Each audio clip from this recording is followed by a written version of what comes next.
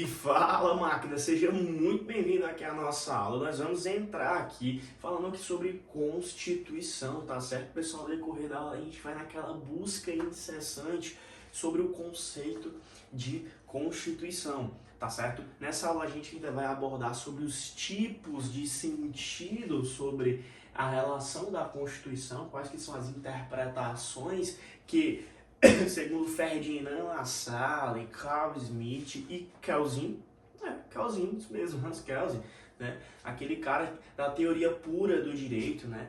Ou seja, a gente vai ver basicamente a visão sobre cada um deles, tá? Mas pessoal, no primeiro momento, o que eu quero que você compreenda, meu filho? Pegue seu caderno, pegue sua água. Se você não pegou nada disso, você dá um pause e pega, tá? Respira fundo e bora, né?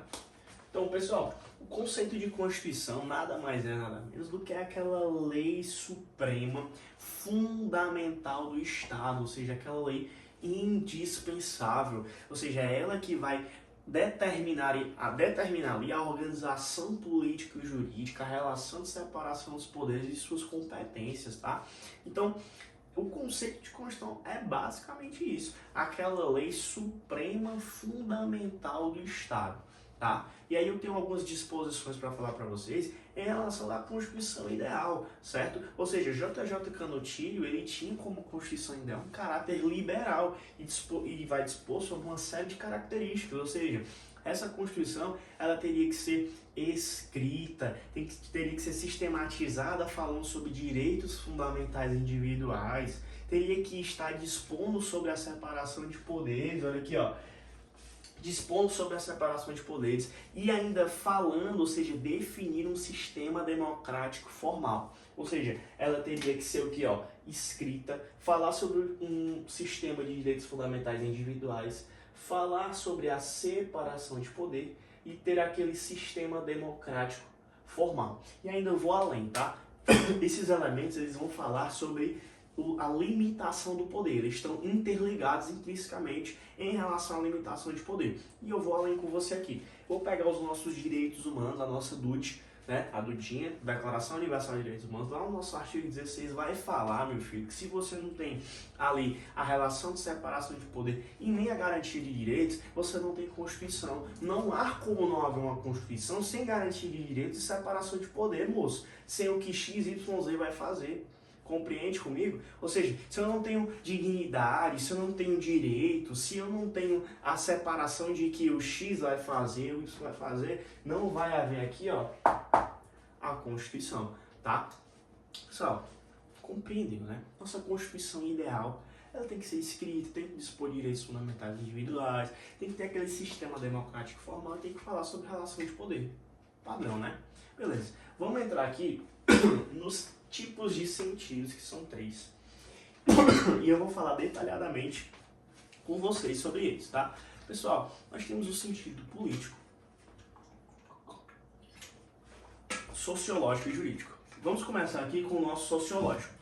O sentido sociológico é falado por Ferdinand Lassalle. E aí você anota isso daqui. Ferdinand Lassalle, Carl Smith e Kelsen, porque pode falar só pelo doutrinador, tá? Mas Ferdinand Lassalle ele vai falar o quê? Ferdinand Lassalle ele vai ter a Constituição como um fato social e não como uma norma jurídica. Anote isso no seu material.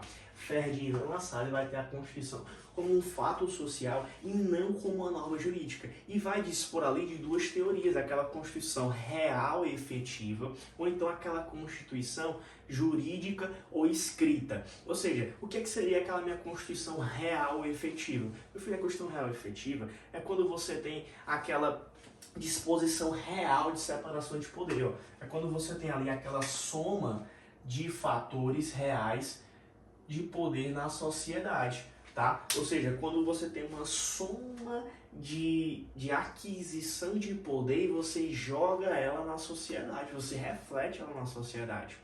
Já escrita ou jurídica, né, é aquele texto formal sistematizado propriamente dito. Mas só que essa Constituição escrita, ela é meramente uma folha de papel. Se ela não está ligada com os fatores reais de poder, pouco me importa. E aí o que vem a grande sacada. existe o que nós chamamos de situação ideal. Não está aqui, mas presta atenção. Existe o que nós chamamos de situação ideal. O que seria isso, Gabriel? É quando eu tenho uma plena correspondência entre a Constituição real e efetiva e a escrita jurídica. Quando eu tenho essa plena correspondência e elas se juntam, entram em harmonia, a gente tem o que nós chamamos de situação ideal. Quando nós não temos essa plena correspondência, vai se prevalecer a primeira, ou seja, o nosso real efetivo. Compreendeu isso? Quando nós temos a situação ideal, ou seja, pouco importa essa a minha Constituição escrita, se ela não tiver relação com essa daqui, ó, não vai adiantar nada. Compreendeu isso? Ferdinand Lassalle fala que a Constituição era um fato social e não uma norma e ia dispor sobre a real e efetiva escrita jurídica com a plena correspondência entre as duas, chegaria àquela nossa situação ideal. Beleza? Pessoal, sentido político, Carl Smith. Você vai lembrar aqui da teoria das constituições. Carl Smith ele falava que a Constituição ali era advindo da vontade do povo, ou seja, aquele detentor do poder constituinte, tá certo?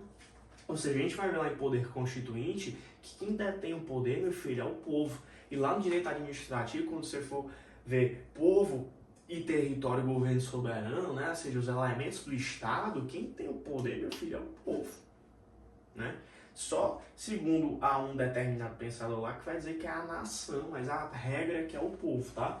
Ou seja, a vontade do povo, detentor do poder constituinte, tá? E Carl Smith vai falar que a Constituição é uma decisão política fundamental, ou seja, quando fala naquela tomada de decisão fundamental em relação à política, você vai lembrar aqui, ó, Smithzinho, né, meu filho?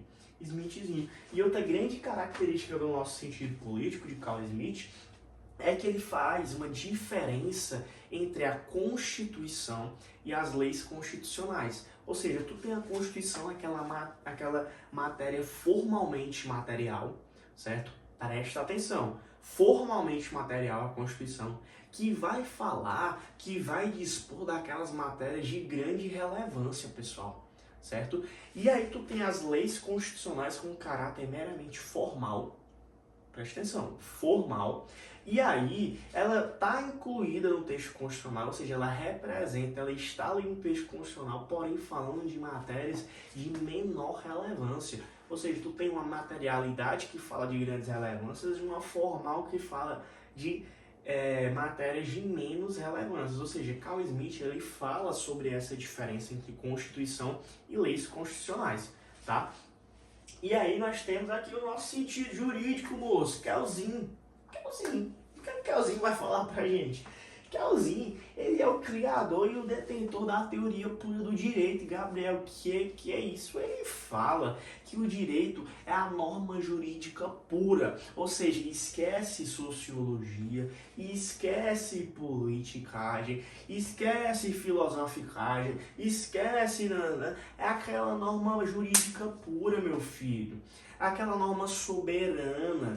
Ou seja, aquela norma suprema e fundamental. Kelzinho vai falar também sobre uma hierarquia, eu coloquei até aqui para você, só para você ligar, né? Sobre a pirâmide de Hans Kelsen, meu filho, onde a Constituição está no topo, ou seja, tem uma hierarquia a ser seguida. Nada é maior do que a Constituição. Ela que vai criar e gerar a partir dela outras leis, vai dispor sobre normas e regras, tá? Tem que obedecer a ela, tá? Mas calma, muita tranquilidade. Entenda que a Constituição, para aquelas, é a norma jurídica pura. Vai dispor sobre uma hierarquia, meu filho. E aqui você vai ter dois sentidos jurídicos, que é o sentido jurídico sociológico para Kelsen e o sentido jurídico positivo para Kelsen. O sentido jurídico sociológico vai ser aquela norma hipotética, apesar de ser imaginária, levando àquela relação de obediência, como se a Constituição estivesse falando assim: obedeça à Constituição. Se eu tenho o direito de ir e vir, ele for cerceado, você vai dispor ali de um remédio constitucional para quê? Para o direito de locomoção, né, meu filho? Ou seja, você vai obedecer. Se você não vai obedecer, você vai ser punido. Você é subordinado da Constituição, certo? Já o teu sentido jurídico positivo, ele vai falar exatamente daquela norma suprema, ou seja, reflexo de um documento solene, pessoal, onde vai criar normas e leis a partir delas, ou seja, que vai organizar políticas jurídicas. E esse documento, pessoal, supremo, fundamental, que só vai poder ser modificado por um procedimento extremamente especial e rigoroso, tá? Então, você saber diferenciar esses sentidos aqui é muito importante, tá? Falou em sentido jurídico sociológico, você vai ligar aquela norma hipotética, apesar de ser imaginária, ligada à obediência. Você vai ter que obedecer, né? Apesar da sua norma hipotética, você vai obedecê-la, tá? Nada impede, você não vai se eximir de obedecer, tá?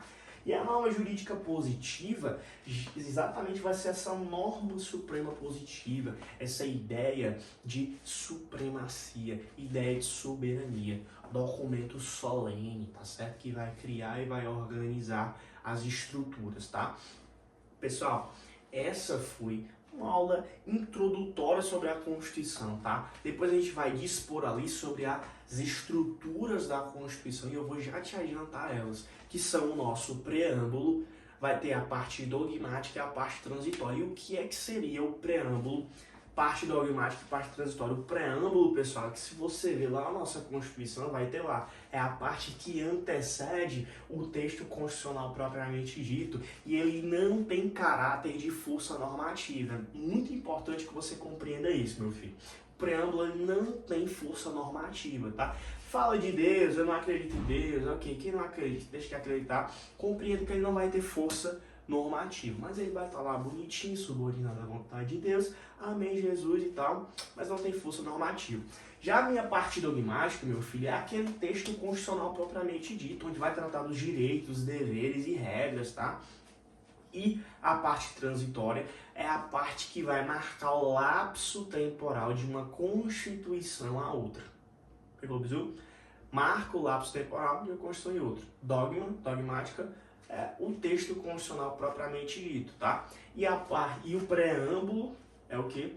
É a parte que antecede o texto e não tem força normativa, tá? Pessoal, compreendeu isso daqui, meu filho? Compreendeu? Entenda o que seria essa Constituição ideal, tá? Você precisa saber dessas características, você não pega em pegadinha de prova. Sempre ligue a ideia de Constituição àquela limitação do poder do Estado, justamente porque ela vai dispor de separação de poder, tá? Não é porque o judiciário vai fazer o que quer, o executivo vai fazer o que quer, o legislativo vai... Não. Isso aqui vai estar muito bem regulamentado pela Constituição. Não é à toa que o nosso Supremo Tribunal Federal, ele pode, mas não pode tudo, né? Porque ele vai definir se aquele ato foi inconstitucional ou não, certo? Então, compreenda isso daqui, meu filho. Compreenda isso aqui, essa questão de Constituição ideal. Entenda que sem garantia de direitos e separação de poder não vai haver Constituição e saiba diferenciar aqui o sentido sociológico, político e jurídico, tá? Pessoal, essa foi a nossa aula, espero que você tenha compreendido essa temática aqui na nossa aula. Estou à disposição para lhe ajudar. Até logo, tchau, tchau, é só o Estudo Liberta.